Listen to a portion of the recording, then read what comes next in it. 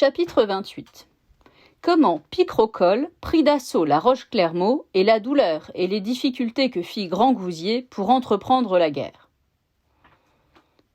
Cependant que le moine s'escarmouchait, comme nous avons dit, contre ceux qui étaient entrés dans le clos, Picrochole, en grande hâte, passa le gué de Vède avec ses gens et assaillit la Roche-Clermault, où on ne lui fit aucune résistance. Et, parce qu'il était déjà nuit, il délibéra de s'héberger dans cette ville avec ses gens et de se remettre de ses pulsations de colère.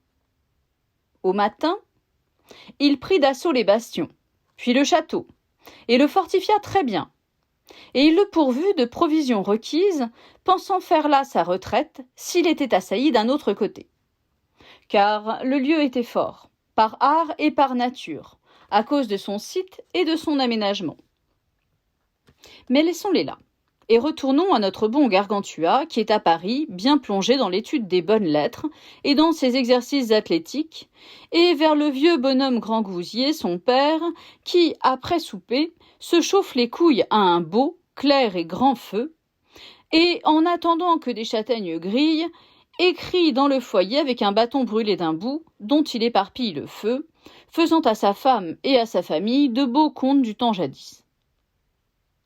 Un des bergers qui gardait les vignes, nommé Pilot, arriva devant lui à cette heure-là et raconta en entier les excès et les pillages que faisait Picrochole, roi de Lernée, dans ses terres et ses domaines, et comment il avait pillé, gâté, saccagé tout le pays, excepté le clos de Seuillé, que frère Jean des Entomeurs avait sauvé à son honneur, et que maintenant le dit roi était à la Roche-Clermault, où, en grande activité, il se fortifiait avec ses gens. « Hélas, hélas !» dit Grand Gousier. « Qu'est ceci, bonnes gens ? Est-ce que je rêve, ou est-ce qu'on me dit la vérité ? Picrochole, mon ami de longue date, de tout temps, de toute race et alliance, me vient-il assaillir ? Qui le pousse, qui le pique, qui le conduit, qui l'a ainsi conseillé ? Oh oh oh ! Mon Dieu, mon sauveur, aide-moi, inspire-moi, conseille-moi ce qu'il faut faire. Je déclare, je jure devant toi, et sois-moi donc favorable, que jamais je ne lui ai fait des plaisirs, ou dommages à ses gens, ou pilleries à ses terres. Mais bien au contraire, je l'ai secouru de gens, d'argent, de faveurs, de conseils, dans tous les cas où j'ai pu savoir qu'il y aurait avantage. Qu'il m'ait donc à ce point outragé, ce ne peut être que sous l'impulsion de l'esprit malin. Bon Dieu, tu connais mon cœur, car rien ne peut être caché. Si par malheur il est devenu fou et que tu me l'avais envoyé pour lui remettre le cerveau en place, donne-moi le pouvoir et le savoir pour le ramener au joug de ta volonté sainte par une bonne façon de vivre. Oh, mes gens, mes amis, et mes loyaux serviteurs, faudra-t-il que je vous charge de m'y aider ? Hélas, ma vieillesse ne demandait maintenant que du repos, et de toute ma vie je n'ai cherché que la paix.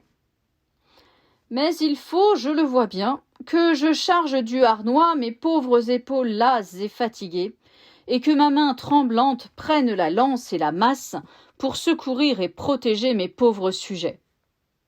La raison le veut ainsi, car je vis de leur labeur, je suis nourri de leur sueur, moi, mes enfants et ma famille. Malgré cela, je n'entreprendrai pas la guerre sans avoir essayé de tous les arts et moyens de la paix. Voilà ma décision. Donc, il fit convoquer son conseil et présenta l'affaire comme elle était. Il fut conclu qu'on enverrait quelques hommes prudents vers Picrochole afin de savoir pourquoi, aussi soudainement, il était sorti de son repos et avait envahi les terres sur lesquelles il n'avait aucun droit.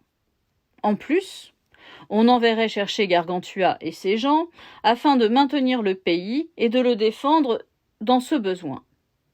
Le tout plut à Grand Gousier et il commanda qu'ainsi fût fait.